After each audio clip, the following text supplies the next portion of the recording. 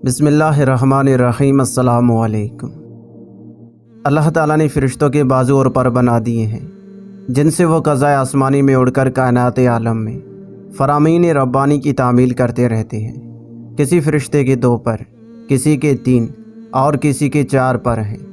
علامہ زمخشری کا بیان ہے کہ میں نے بعض کتابوں میں پڑھا ہے کہ فرشتوں کی ایک قسم ایسی بھی ہے جن کو اللہ تعالیٰ نے 6 بازو اور پر عطا فرمائے ہیں۔ 2 بازوؤں سے تو وہ اپنے بدن کو چھپائے رکھتے ہیں اور 2 بازوؤں سے وہ اڑتے ہیں، اور 2 بازو ان کے چہروں پر ہیں جن سے وہ خدا سے حیا کرتے ہوئے اپنے چہروں کو چھپائے رکھتے ہیں۔ حدیث شریف میں ہے کہ رسول اللہ صلی اللہ علیہ وسلم نے بیان فرمایا، میں نے سدرۃ المنتہا کے پاس حضرت جبرائیل علیہ السلام کو دیکھا کہ ان کے 600 بازو تھے، اور یہ بھی ایک روایت میں ہے کہ حضور علیہ السلام نے حضرت جبرائیل علیہ السلام سے فرمایا کہ آپ اپنی اصلی صورت مجھے دکھا دیجئے، تو انہوں نے جواب دیا کہ آپ اس کی تاب نہ لا سکیں گے۔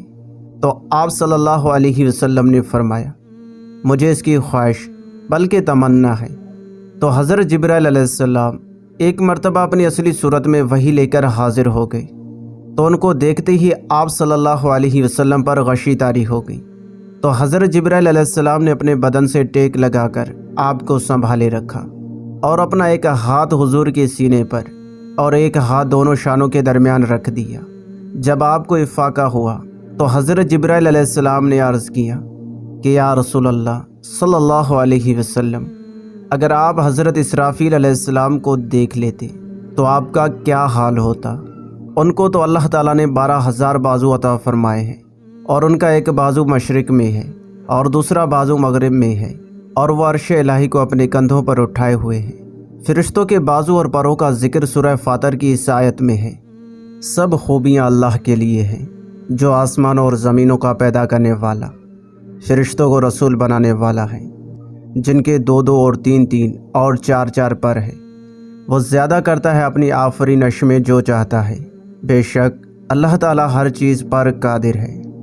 فرشتوں کے وجود پر ایمان لانا ضروریات دین میں سے ہے، اور اس پر بھی ایمان لانا ضروری ہے کہ فرشتوں کے بازو اور پر بھی ہیں، کسی کے 2 کسی کے 3 اور کسی کے 4 اور کسی کے اس سے بھی زیادہ ہیں۔